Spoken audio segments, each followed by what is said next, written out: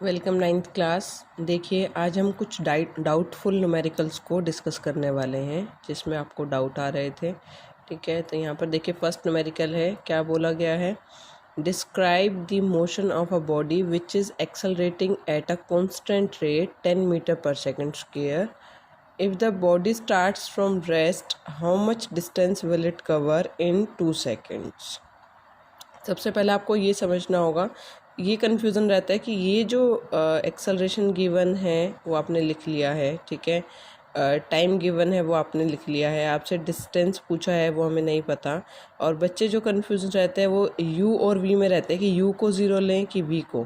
तो यहाँ पर क्या बोला गया है, ठीक है, यहाँ पर देखेंगे हम, if the body starts from rest, अगर वो स्टार्ट हो रही है रेस्ट से, मतलब वो पहले रुकी हुई थी, तो उसकी इनिशियल वेलोसिटी को आपको ज़ीरो लेना होगा। ठीक है, रेस्ट पर वो पहले थी।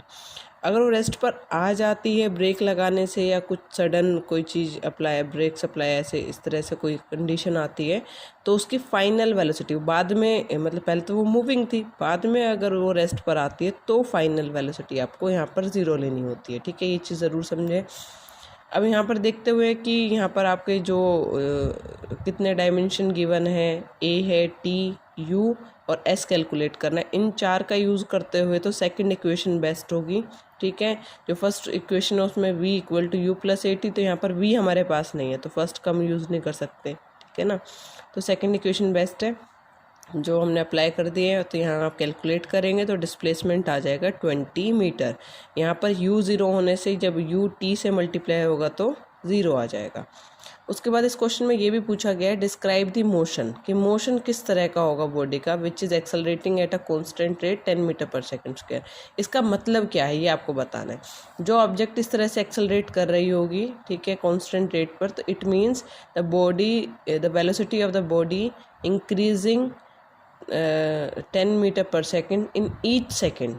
हर एक सेकेंड में कितना इंक्रीज कर रही होगी velocity, 10 metre per second. Okay, next आ जाइए। A bus running at a speed of 18 kilometre per hour is stopped in 2.5 second by applying brakes, calculate the retardation produced। ठीक है, रिटार्डेशन निकालना है तो वो भी एक्सेलरेशन से ही निकलेगा, तो यहाँ आप एक्सेलरेशन के लिए ही क्वेश्चन मार्क लगाएंगे कि आपको एक्सेलरेशन फाइंड आउट करना है।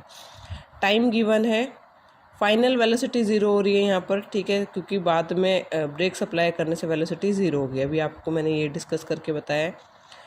जो गिवन है वेलोसिटी वो क्या हो जाएगी, आपकी इनिशियल वेलोसिटी हो जाएगी, जो कि किलोमीटर पर आवर में है, टाइम सेकंड में है, तो एक जैसी आपको यूनिट्स यहाँ पर लेकर आनी होगी। तो यहाँ पर 18 किलोमीटर पर आवर को आप किसमें कन्वर्ट कर लेंगे, मीटर पर सेकंड में, इस तरह से। देन यूजिंग फर्स्ट इक्वेशन, यहाँ हम फर्स्ट इक्वेशन का यूज़ क्यों कर रहे हैं, तो आप देखिए यहाँ पर a फाइंड आउट करना है, t गिवन है, v आपको पता है, u पता है, तो इनको चार डायमेंशन को यूज़ करते हुए बेस्ट इक्वेशन कौन सी है, फर्स्ट इक्वेशन। ठीक है, यहाँ पर s नहीं है, सेकंड थर्ड इक्वेशन में आपका s का यूज़ होता है, तो s जब है नहीं तो हम कौन सी इक्वेशन यूज़ कर लेते हैं, फर्स्ट।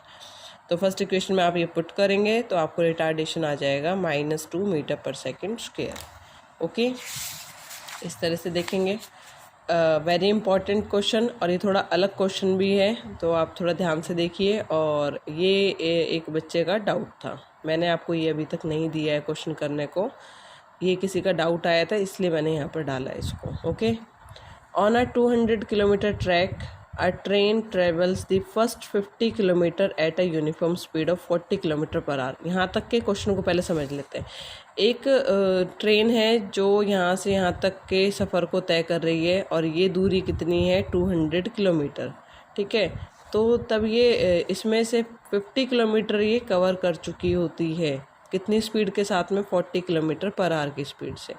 तो ये कह रहा है कि बचा हुआ जो डिस्टेंस है, बचा हुआ डिस्टेंस जो भी रह जाएगा, कितना रह जाएगा, 150 किलोमीटर। वो 150 किलोमीटर वो किस स्पीड के साथ में कवर करे कि टोटल जो एवरेज जो वेलोसिटी निकल कर आए वो कितनी रहे, 60 किलोमीटर पर आवर। ये क्वेश्चन में बोला गया। देखिए, how fast the train must able the next 150 kilometre so as to maintain the average speed of 60 kilometre per hour full the of the journey. पूरी जर्नी की एवरेज वेलोसिटी क्या निकल कर आए, 60 किलोमीटर पर आवर। तो उसको ये जो बची हुई जर्नी है 150 किलोमीटर, वो किस वेलोसिटी के साथ कवर करनी होगी, ये पूछा गया है।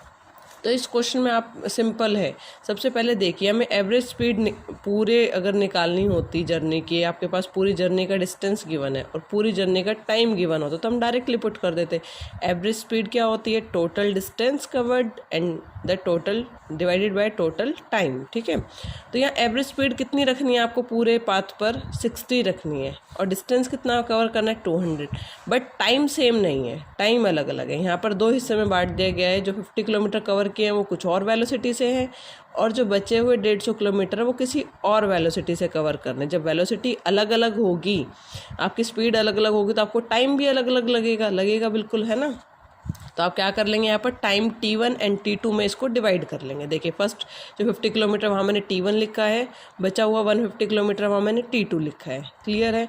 दोनों को ऐड कर देते तो टोटल टाइम आ जाएगा आपका, इसलिए मैंने दोनों को ऐड कर दिया है, ठीक है। तो इस इक्वेशन का हम यूज़ करेंगे। अगर यहाँ पर हमें T1 और T2 पता चल जाए और यहाँ पर हम पुट कर दें तो हमारी प्रॉब्लम सॉल्व हो जाएगी, ठीक है। ओके अब देखेंगे T1 और T2 कैसे लेकर आएंगे। T1 क्या होगा, देखिए टाइम का क्या हो जाता है, क्रॉस में चल जाता है। आपको टाइम निकालना हो तो टाइम आप इधर ले आइए, स्पीड को क्रॉस मल्टीप्लाई में नीचे ले आइए। तो क्या होगा, टाइम निकालना है तो आपको डिस्टेंस अपॉन स्पीड करना होगा। और कितना डिस्टेंस कवर किया है फर्स्ट पार्ट में 50 किलोमीटर कवर किए गए, स्पीड कितनी है 40, तो टाइम आ जाएगा 5/4।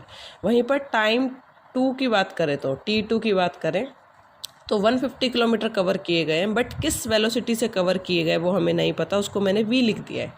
जस्ट आप इसको u कर सकते हैं, v कर सकते हैं, वेलोसिटी के लिए हमने इसको डिनोट किया है, ठीक है। आ जाइए आगे। तो अब क्या करेंगे हम, T1 और T2 जब आपके पास आ चुके हैं तो फर्स्ट इक्वेशन के अंदर पुट कर दीजिए, ठीक है। पुट कीजिए, देखिए 60 एज इट इज़ है, 200 एज इट इज़ है, टाइम T1 एंड T2। अब यहाँ पर T1 और T2 को मैंने क्रॉस मल्टीप्लाई करके इधर ले गई हूँ ताकि इजीली पुट हो सके। और कोई यहाँ पर सिंपली कैलकुलेशन है, ठीक है, मैथमेटिक्स है। इधर ले जाने का मेरा क्या मतलब है, ताकि T1 और T2 को मैं इजीली पुट कर सकूँ, यहाँ डिनोमिनेटर में आपको थोड़ा सा प्रॉब्लम क्रिएट ना हो। तो 60 इधर आ गया, यहाँ पर मैंने 0 से कैंसिल आउट करके यहाँ T1 की वैल्यू 5/4 पुट कर दी, T2 की वैल्यू 150/v और यहाँ पर एलसीएम लिया गया है, ठीक है। यहाँ पर और कट हो रहा है तो मैंने कैंसिल आउट कर दिया इसको। आगे आएंगे तो यहाँ मैंने क्रॉस मल्टीप्लाई में ले गई 3 को और 4v को इधर ले गई हूँ, देखिए क्रॉस मल्टीप्लाई में, ठीक है। फिर उसके बाद इसको ओपन अप करेंगे इस तरह से और सॉल्व करेंगे तो लास्ट में आपका वेलोसिटी कितनी आ जाएगी, 72 किलोमीटर/आवर। इसका मतलब क्या है, train must move with velocity 72 kilometre per hour for remaining 150 kilometre to maintain the average velocity 60 kilometre per hour. इसका मतलब बचे हुए 150 किलोमीटर किससे आपको तय करने होंगे, 72 किलोमीटर/आवर की स्पीड से, ताकि जो टोटल जर्नी है पूरी A to B जो टोटल जर्नी है 200 किलोमीटर है, उसकी एवरेज स्पीड कितनी निकल कर आ सके, 60 किलोमीटर/आवर।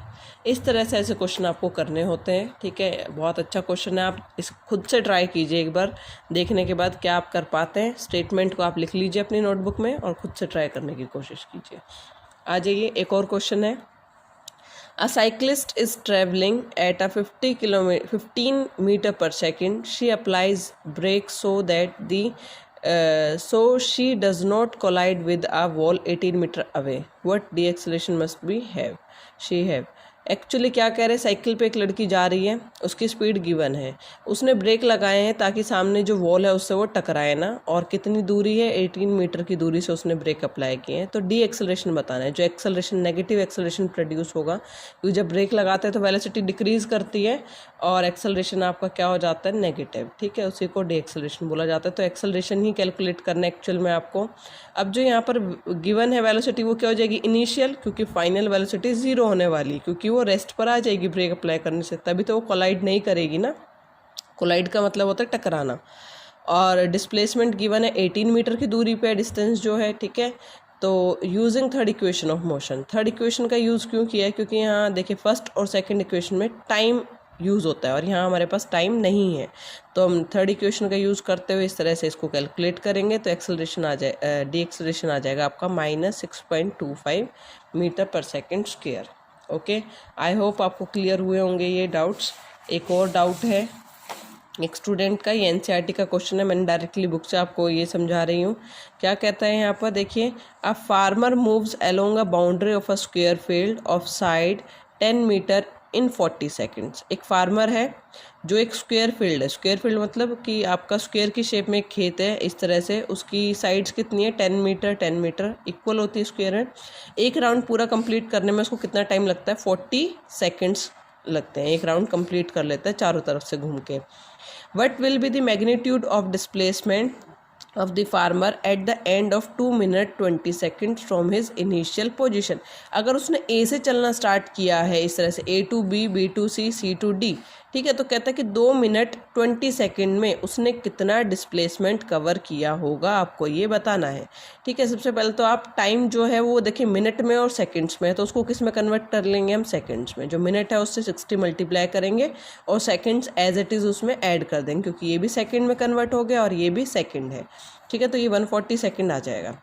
अब उसने बोला कि 40 सेकंड्स के अंदर एक राउंड कंप्लीट होता है, तो हमें निकालना है 140 सेकंड्स में कितने राउंड कंप्लीट होंगे। ठीक है, तो 140 सेकंड्स में कितने होंगे, 40 सेकंड्स में 1 होता है, तो 140 सेकंड्स में 1 डिवाइडेड बाय 40 इंटू 140। ये कैसे किया गया है, देखिए ये आपका यूनिटरी मेथड जो यूज़ होता है उसको लगाया गया है यहाँ पर। ठीक है, इस तरह से, और यहाँ पर निकल कर आएगा 3.5 राउंड्स का मतलब क्या है, 3 राउंड तो कंप्लीट ले लेगा farmer A to B, C and D, और एक राउंड उसका हाफ रह जाएगा। ठीक है, एक तरह से हाफ का मतलब है A to B to C तक उसको जाना है, फिर कंप्लीट नहीं करना है। ठीक है, थर्ड राउंड के बाद तो उसको अगर A to C जाना है, अगर डिस्टेंस पूछा होता तो 10 + 10 20 हो जाता है, बट यहाँ पर हमसे डिस्प्लेसमेंट पूछा है, डिस्प्लेसमेंट ऑफ द फार्मर।